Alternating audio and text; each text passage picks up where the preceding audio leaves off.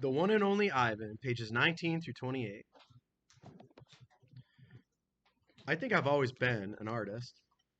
Even as a baby, still clinging to my mother, I had an artist's eyes.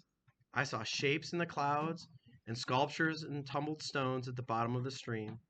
I grabbed at colors, the crimson flower just out of reach, the ebony bird streaking past.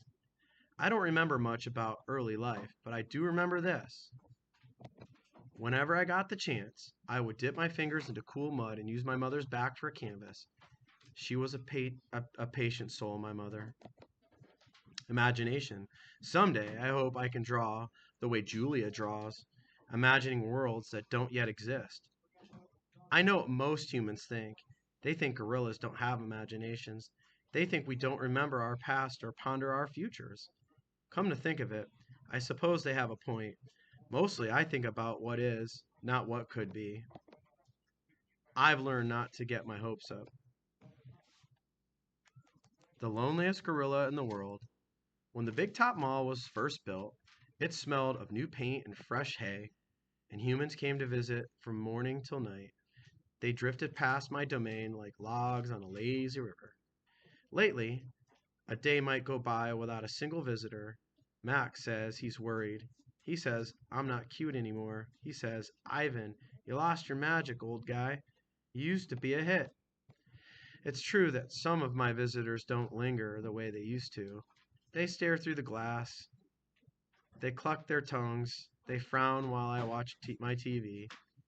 He looks lonely, they say. Not long ago, a little boy stood before my glass, tears streaming down his smooth red cheeks. He must be the loneliest gorilla in the world, he said, clutching his mother's hand.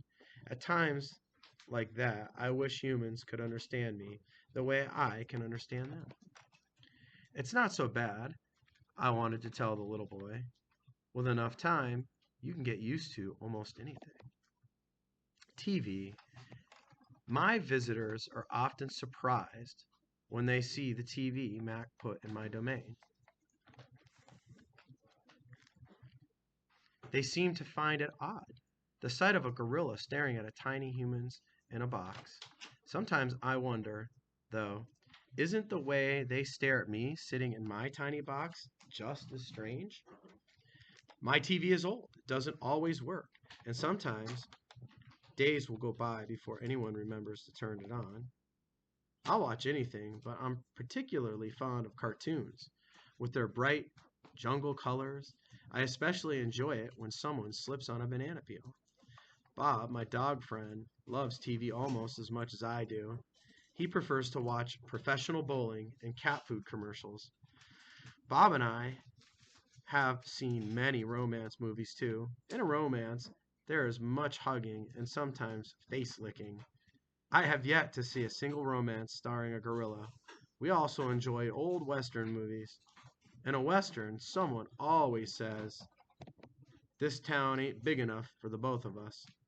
Sheriff. In a Western, you can tell who the good guys are and who the bad guys are, and the good guys always win. Bob says Westerns are nothing like real life. The Nature Show. I have been in my domain for 9,855 days alone. For a while, when I was young and foolish, I thought I was the last gorilla on Earth. I tried not to dwell on it. Still, it's hard to stay upbeat when you think there are no more of you. Then, one night, after I watched a movie about men in black hats with guns and feeble minded horses, a different show came on. It was not a cartoon, not a romance, not a western. I saw a lush forest. I heard birds murmuring, and the grass moved, and the trees rustled. Then I saw him.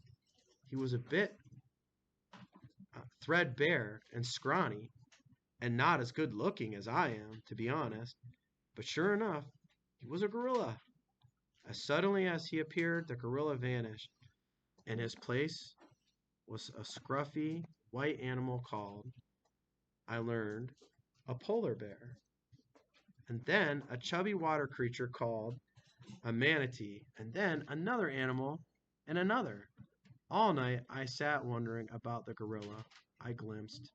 Where did he live? Would he ever come to visit? If there was, he had somewhere. Could there be a she as well? Or was it just the two of us and all the world trapped in our own separate boxes? Stella. Stella says she is sure I will see another real live gorilla someday, and I believe her because she is even older than I am and has eyes like black stars and knows more than I will ever know. Stella is a mountain. Next to her, I am a rock, and Bob is a grain of sand. Every night, when the stores close and the moon washes the world with milky light, Stella and I talk. We don't have much in common, but we have enough. We are huge and alone, and we both love yogurt raisins. Sometimes Stella tells stories of her childhood, of leafy canopies hidden by a mist and the bushy songs of a flowing water. Unlike me, she recalls every detail of her past. Stella loves the moon with its untroubled smile. I love the feel of the sun on my belly. She says, "It is quite a belly, my friend," and I say, "Thank you," and so is yours. We talk, but not too much. Elephants, like gorillas, do not waste words. Stella used to perform in a large and famous circus, and she still does some of those tricks for our show. During one stunt, Stella stands on her hind legs while Snickers jumps on her head.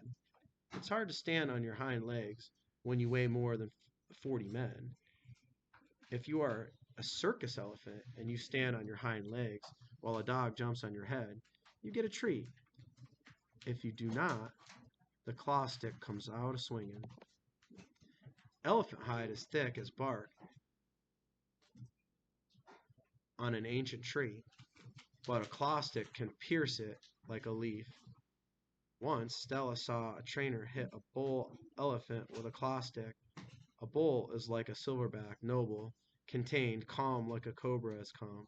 When the claw stick caught the bull's flesh, he tossed the trainer into the air with his trunk. The man flew, Stella said, like an ugly bird. She never saw the bull again. There you have it.